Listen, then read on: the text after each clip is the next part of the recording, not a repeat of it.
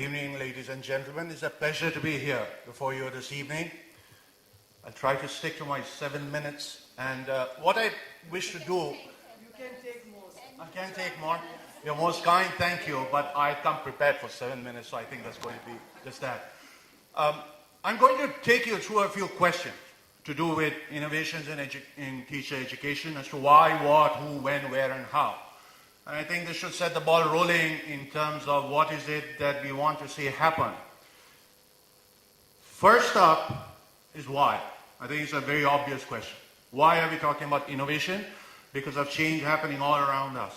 What kind of change? Social and economic change. Stratas are changing. Social interrelationships are changing. Children are changing in terms of their social aspirations and their social mobility, and they're bringing that into their classrooms. So there's a lot of change happening all around. Pedagogical changes are happening. We are now familiar with a lot of new learning technologies, more knowledge about learning and teaching and so on and so forth. And of course, technology. We've been talking about technology and technological tools that are now available to us. So let us be very focused that innovation is something that we all should be concerned about. Now, I look at myself as a head of an institution. I am very concerned. How are we going to bring in innovations and keep them coming is one of the concerns that we should all have. Of course, etc., there's a lot more in terms of changes that are abounding around us all the time. Now, what? What innovation? Innovation in what? I've just made a random list. Now, this list, it pertains to the things that happen inside the classroom. It does not cover a lot of things that happen in the sports field, in the laboratories, in activities, in extracurricular activities, in interrelationship between parents and the teachers, in terms of the administration and so on. No, there's a huge, I've done this on purpose for us to appreciate how far we are from the requirements of innovation, from the scope of innovation, and what actually can be done and should be done. The way teachers teach. There's so much that can be done here, and there's a lot wrong. And I will be the first to admit that, being part of the system, there's a lot going wrong because of our content-based approach to education at the moment. And everything actually goes wrong with it because of this one thing. Are there scopes for innovations there? The manner in which teachers manage their classes. Remember, the concepts of discipline have now changed. For example, how do the teachers maintain discipline in their classes? I grew up hearing my teacher tell me, I want pin drop silence in class. Now, you cannot hear a pin drop, but I heard that. And that was a concept that we grew up with, that there should be silence in class. Now, educational research has shown that you need some amount of discussion and noise in the class for you to learn more effectively. Now, you need to make those decisions. Do you want a pin drop silence class, or do you want some amount of noise in class, but children are learning and they're enjoying their learning? So there you need to redefine your paradigm, and that's the beginning of innovation. The way teachers help improve interrelationships among students. There's a concept of cooperative learning. Now, when I speak 25 years I work on cooperative learning. Whenever I would talk about cooperative learning, they would say, we know cooperative learning, it's very good, we do it all the time. Now, cooperative learning has two aspects. One is getting children to get together and work on a particular task together. That's one. And they enjoy doing it, and they do it very well.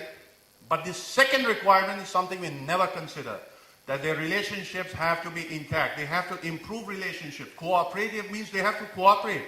What happens if two students fight over that project, one walks off and the other says, go to hell and I'll do it myself? Well, what happened to that cooperative learning? It's not that simple. It needs a lot of thought, needs a lot of attention to child psychology and all that seems to be happening with those children. And that becomes the starting point of innovation in establishing and maintaining those relationships.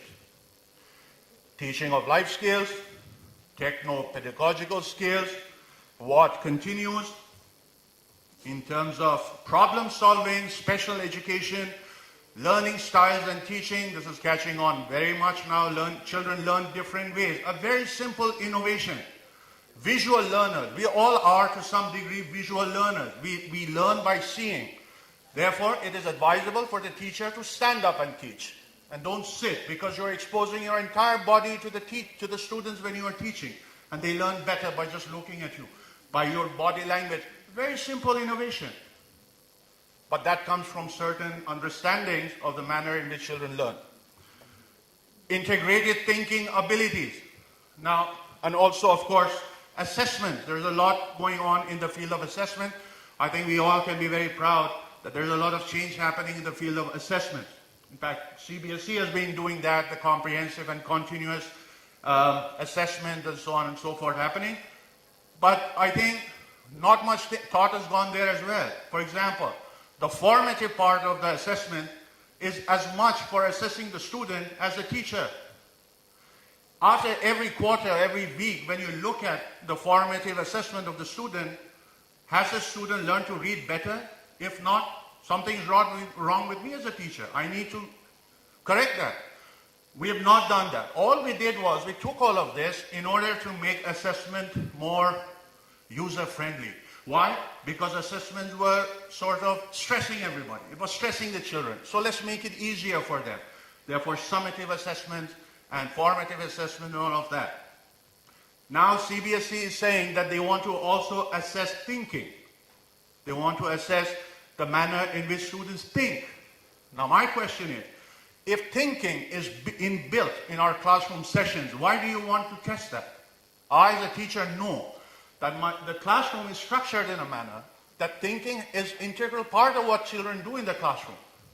Why assess that? Innovations in these areas, of course, motivation. How do you motivate students to learn better? Motivation. As the students come from more affluent families, from richer families, you will find that motivation is a bigger issue. How do you motivate them? There is a great need for thought and innovation in this one area. I kept this for the last. Actually, I kept two things for the last to draw your attention to certain deficiencies. There are gaping holes in our educational system. We have been talking about student-centric education. In fact, holistic approach and all of that. Look minutely at what is happening in our classrooms. The students are sitting back to back facing the teacher. Now, educational research shows students don't learn very well when they are looking at the backs of the heads of each other. They learn much better when they are looking at each other, interacting with each other, and carrying out activities with each other. But why are they seated in that way? Because it's more convenient for the teacher to teach. 40 to 45 minutes of teaching period. Children don't have that much of attention span, but it's easier for the teacher to teach a certain lesson and go away. Examinations are conducted in a manner that is more easy for the teacher to assess. It's not telling us anything about the performance of the student. So we are very far away from student-centric approach of education right now in our classrooms, as things stand today.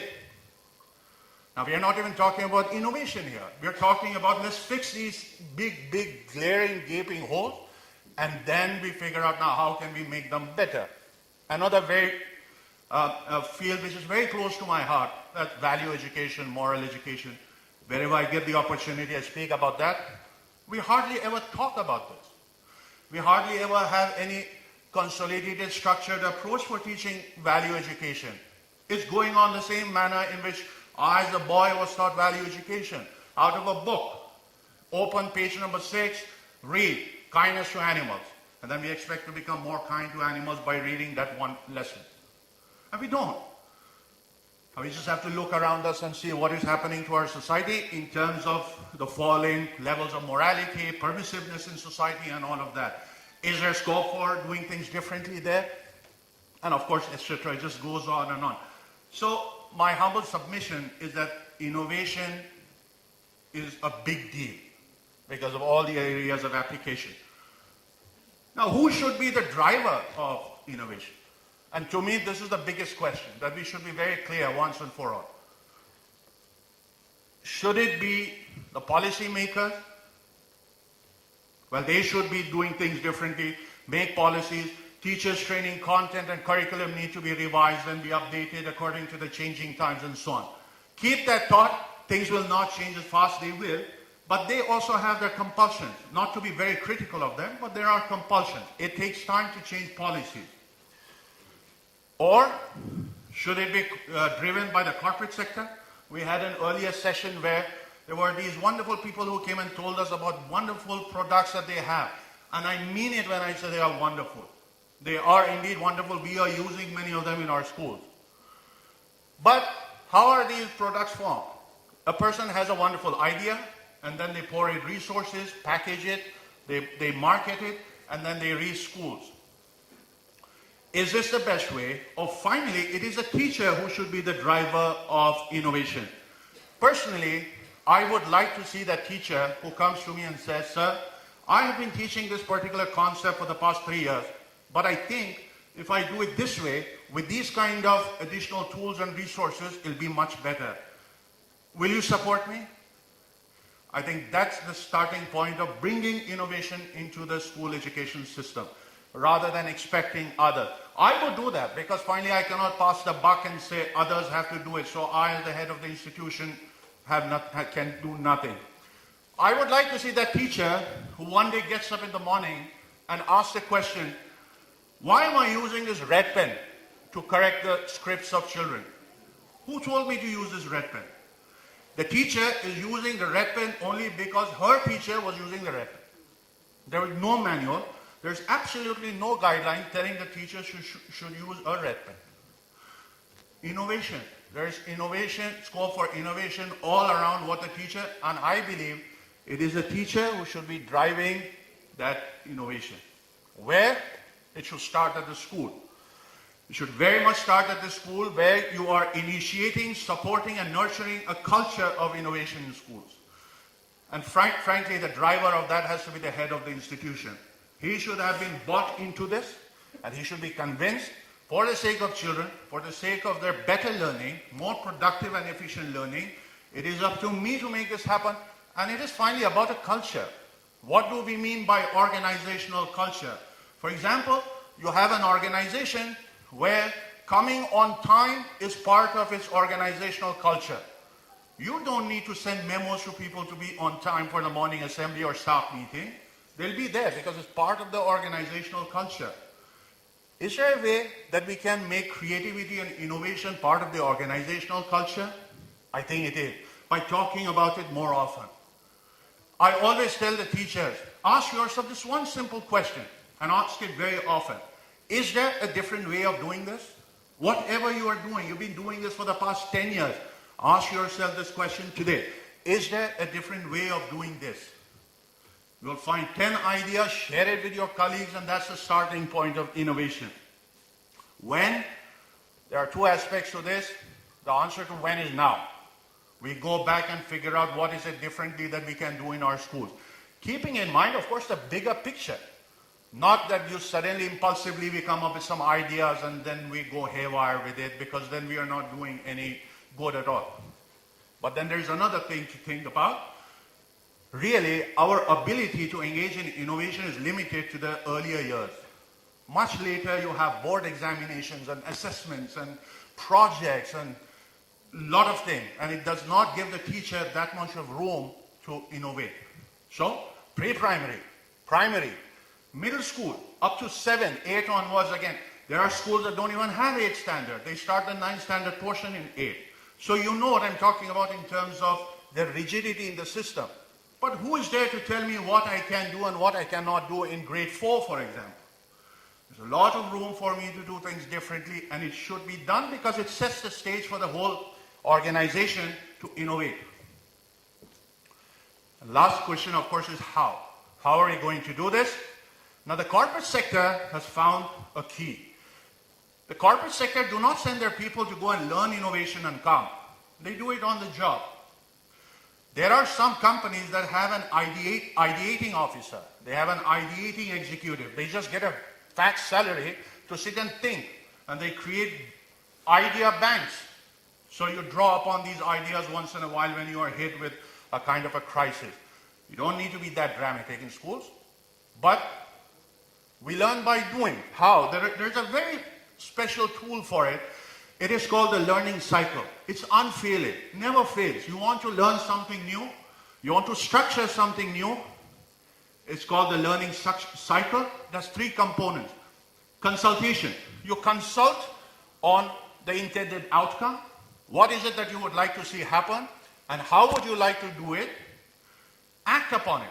Consultation, action, act upon it for a period of time, and then sit back and reflect on it. How did it work? Did it give us the intended result? How differently can we do it next time? And so on and so on. So many cycles of consultation, action, reflection. When it starts working, you document it, you have a new approach at doing something which was being done in a much more mediocre manner. Now it's paying more dividends for you and much more effective.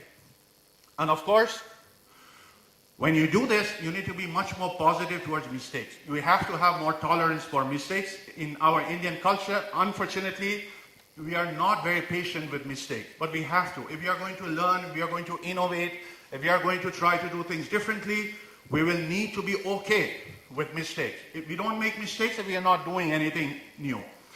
And of course, this process has to be driven by the head of the institution. So this is basically my take on innovation. Before I go, I need to mention one more thing, that there are two ways of driving innovation in a school. One is what is called the structured approach. The structured approach is where the principal comes and says that, all right, I want to do it this way, and they discuss and then act upon it, and it becomes an organizational decision. It's a collective decision. Very rare to see in reality. But the other way of doing it is a spontaneous kind of thing. A teacher reads something, finds out about a new idea, talks to a few people, goes on the internet, reads a few articles about that particular thing, and decides that this is what I'm going to try in my class. Without telling anybody, without asking anybody, without creating upheavals in the academic program and process of the school, everything is going intact, but the teacher is trying something new. This works much better. But you need to back those teachers up, you need to encourage them, and that becomes the starting point of innovation. Thank you.